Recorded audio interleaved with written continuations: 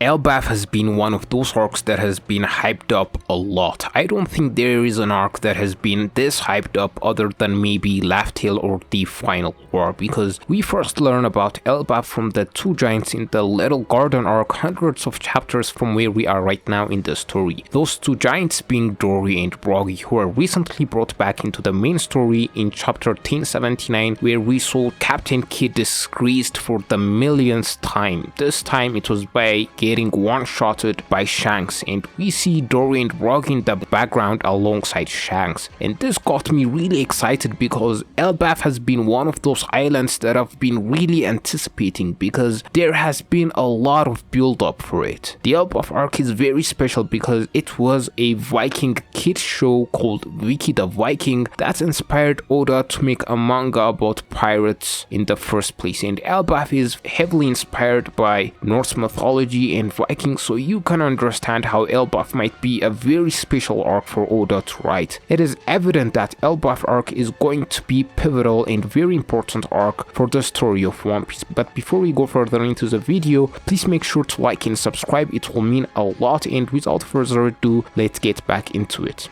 There are multiple factors that should make one very excited about Elbaf. The fact that Shanks and his pirate crew have some Norse theme in them, and that also the giants of Elbaf are heavily inspired by Norse mythology. They are basically Vikings who are giants, and we know that Shanks is going to play a major role in the Elbaf arc because it is his territory. And the Elbaf arc being one of the last ones of the One Piece story, it will not be surprising if we get back-to-back major mysteries of the One Piece world getting revealed. Me personally, I'm most excited for when Luffy meets Shanks, and there is also the question of what will become of Shanks once he meets Luffy, if ever they're going to, because there has been a lot of fan theory out there saying that Shanks will die by the hands of Blackbeard, and I kind of like that theory because it will add a lot of tension to when Blackbeard and Luffy are finally going to face off. And Elbaf is looking like the arc that is going to set off all of these insane events. We also have the ties Big Mom has to Elbaf, the fact that she was responsible for the death of one of Elbaf's great warriors, and the giants of Elbaf are privy to what she did to Mother Caramel and the orphans when she cannibalized them. Not only that, but it further soured when she was going to marry her daughter to a prince of Elbaf called Loki, and her daughter Lola refusing this, even more souring the relationship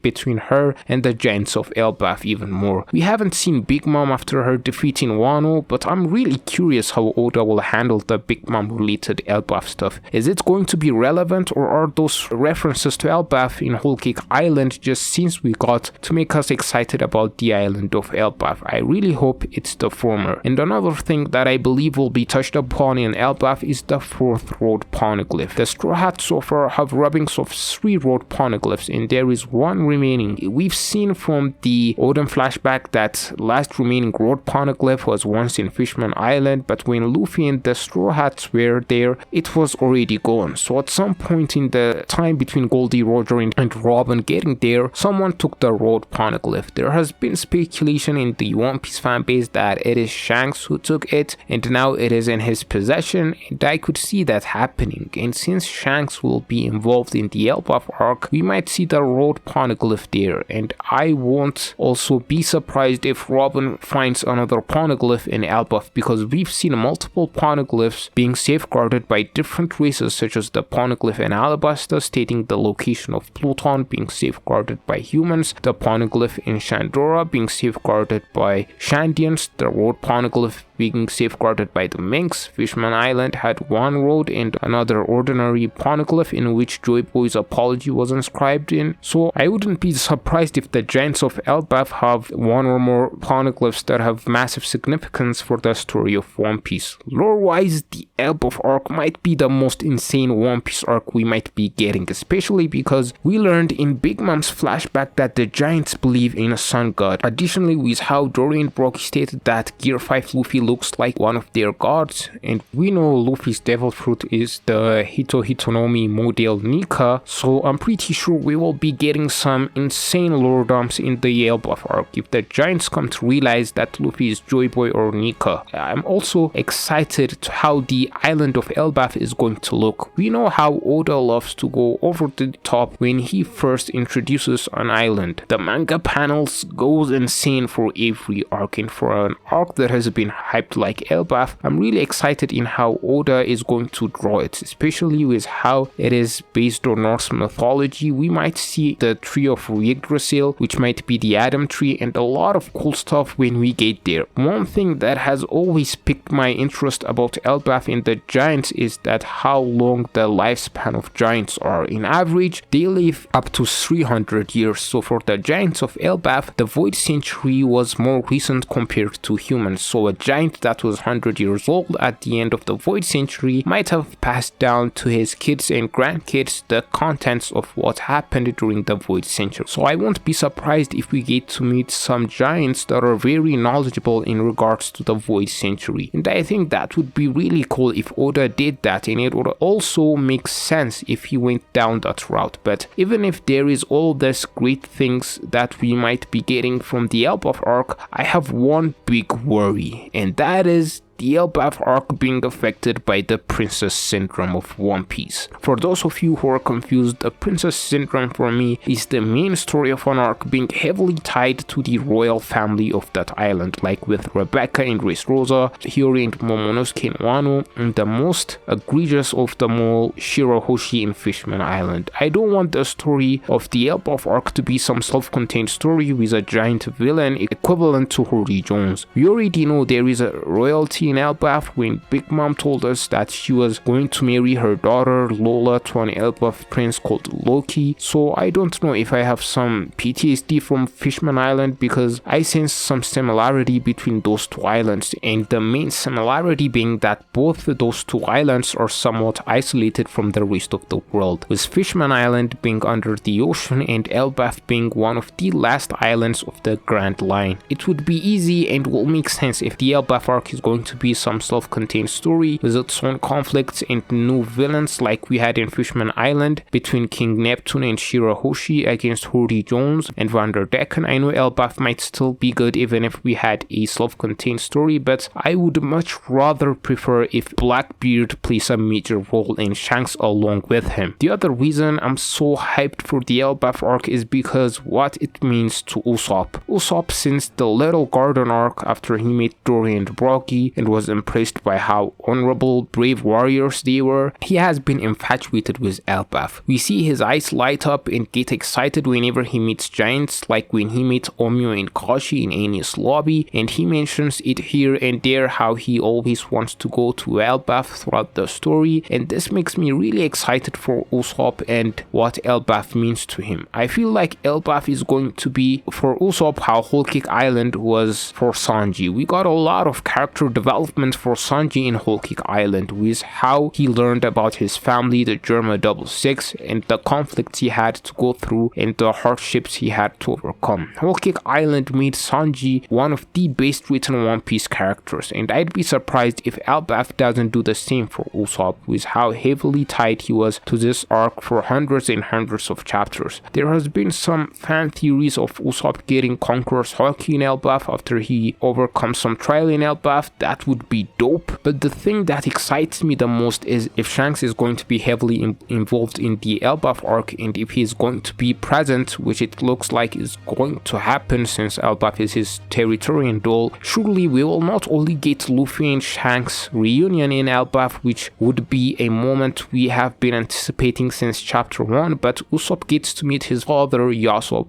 as well, and that would be really amazing, unless Oda decides to destroy us by killing Shanks and his crew by Blackbeard before Luffy and Usopp gets to meet them. that would definitely send the One Piece fanbase into meltdown. Hope it doesn't happen, but I digress. If Elbaf is going to be for Usopp like how Whole Cake Island was for Sanji, we know Sanji had familial ties in the Whole Cake Island with the Germa 66, so it won't be crazy for Usopp to meet his father in Elbaf, and it would really be amazing for Luffy and Usopp to meet Shanks and Usopp in Elbaf and have a Davy back fight for the last road poneglyph, because I still believe somewhere deep inside Shanks still wants to be the Pirate King, and he's not going to let Luffy be one until he's assured that Luffy and his crew are better than him and his crew, and I think it'll be settled through a Davy back fight. For those of you who don't remember, Davy back fight is the game the Foxy Pirates played with the Straw Hats in the Long Ring Long Land arc. Elbaf as an arc just has so much potential to be a goated One Piece arc, and let's not forget that Elbaf spelled backwards its fable, and I see that's something that would be major for Usopp, because as we all know, Usopp likes to tell a lot of fictitious tales, a lot of fables, so I don't know what Oda is going to cook for Usopp in Elbaf, but it sure seems like something that would be very monumental for the character arc of Usopp. I know there are a lot of people in the One Piece fanbase who find Usopp to be insufferable and that he's in the lower end of the Straw Hats for them in their rankings, so they might not be as excited for Usopp and Elbaf, but for me, Usopp is one of my favorite One Piece characters because he's the most flawed and most human of the Straw Hats. Also, his dream is the vaguest of the Straw Hats, like he wants to be a brave warrior of the sea. What does that really mean? And Elbaf might just give us an answer, and whatever Oda cooks for Usopp in the Elbaf arc, I'm going to be eating it up gladly. If you've made it this far into the video, please make sure to like and subscribe to my channel. It will mean a lot, and with that said, see you in the next one.